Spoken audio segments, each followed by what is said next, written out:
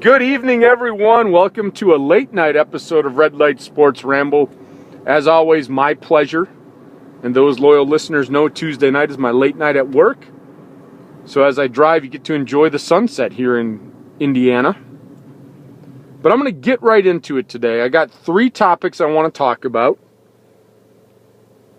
One is the World Cup qualifier tonight, U.S. and Mexico. I know a lot of you are not soccer fans, so I'm not going to spend a lot of time on it, but I'm going to touch on it at the end because I'm a soccer guy. And I definitely want to touch on the importance of this game tonight. Next, I want to talk about the power rankings today. And I shook my head again. The power rankings come out, and I'm shaking my head for the second week in a row. And I'll talk to you about some of the things I saw in the rankings today. And then the last topic I want to touch on is this supposed scandal going on at Oklahoma State. And that's where I'm going to start. The investigation comes out that apparently for the past 10 years, players are being paid at Oklahoma State. Started with Les Miles, went through Gundy. And so I found it intriguing. I will preface this by saying I'm in a master's program for sports administration, going into my PhD program. My thesis is going to be on whether or not we should pay college athletes. My instructor made me break down my research question in the class I'm in now. And so the research question is, are those players from lower class families more apt to violate the NCAA rule because it benefits them? And so when I look at this, I'm looking at the players named that supposedly got money. And I'm going to say supposedly.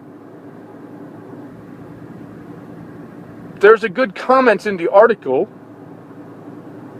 If they were going to pay players, why are they paying second and third string players that really don't mean anything on the team? Why? Why would you do that? And the players named, the majority of them were players that didn't finish Oklahoma State. They didn't finish their careers at Oklahoma State. They were let go from the team for some reason. So is this a vendetta against them? Against Miles and against Gundy? I don't know. I'm just throwing it out there. Because I do find it weird that we're talking about a bunch of second and third string players that really didn't help the program, that are now coming out and saying they got paid. What is there to gain from this? Years after this happens. That's what I want to know. What is the reward for this? Is it a personal vendetta against Miles and Gundy?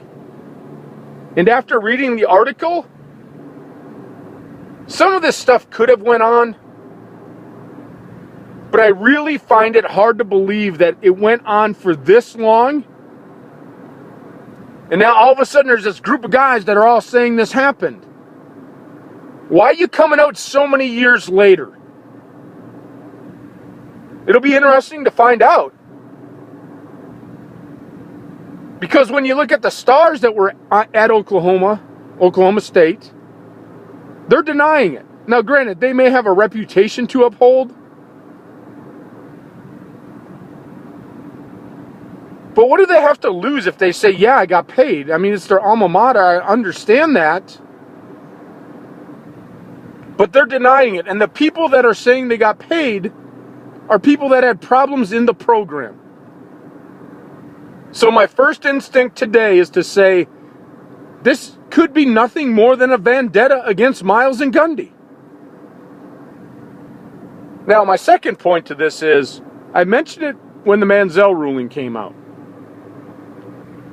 And now I understand that this is a lot more in-depth than Johnny Manziel and signing autographs. This is players being paid, hostesses giving sex to recruits, paying for performance on the field.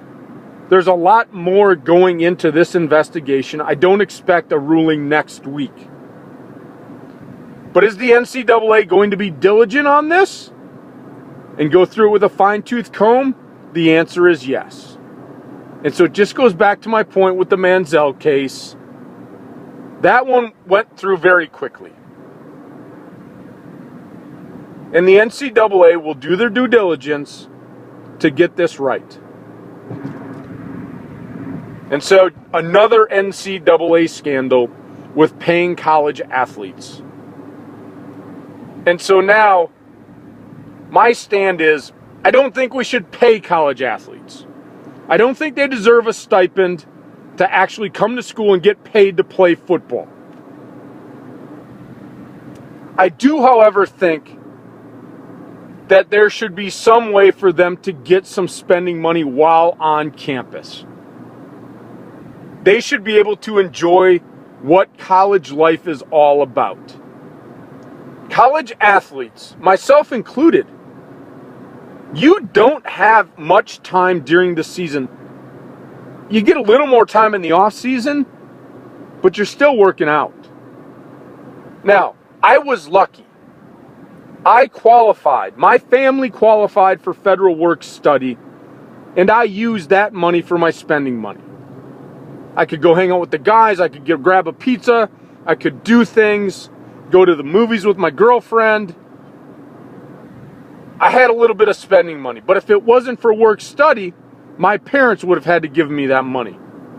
And so I understand that some of these athletes cannot enjoy college life and go out with their buddies because they just don't come from families that can give them that spending money.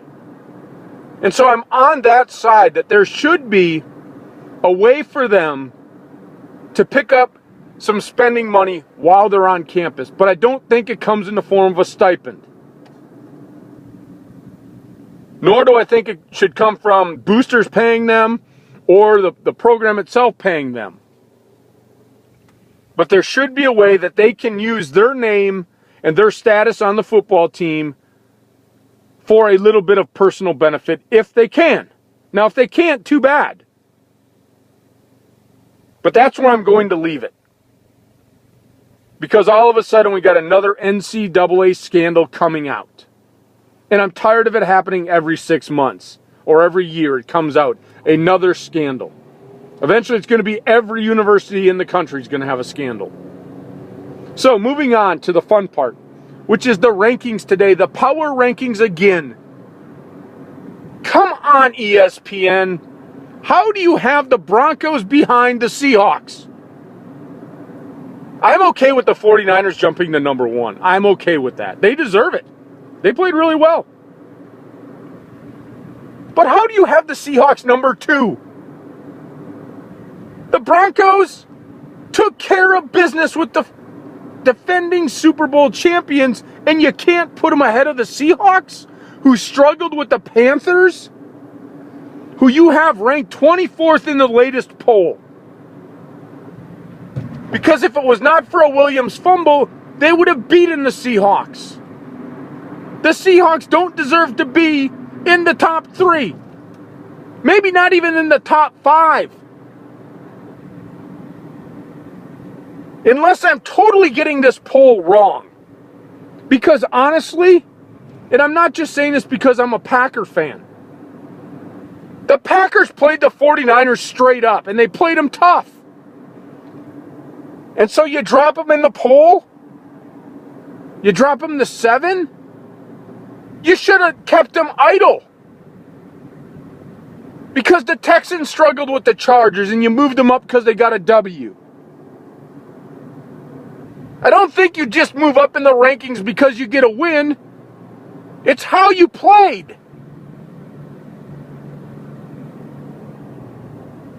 And then the other mind-boggling one was the Chiefs. Granted, they played the Jaguars, but they went in and took care of business, and they shut them out. Well, offensively, they shut them out. They gave them a safety. They felt bad for them. But you moved them down? How do you move them down? mean, this stuff is crazy. They went in and took care of business. Did what they were supposed to do against an inferior team. Now, I do agree with the Eagles moving up, but here's where I get another debate. I thought the Eagles looked better than the Cowboys. Because if I'm Cowboy Nation, and my buddy Royce is probably not going to like this comment. If I'm in Cowboy Nation, I'm actually a little bit worried. I forced 6 turnovers, 6 of them, and it still came down to the last minutes of the game. That would worry me. If I get 6 turnovers, I'm expecting to blow a team out. So I'm starting to lose faith in the power rankings altogether.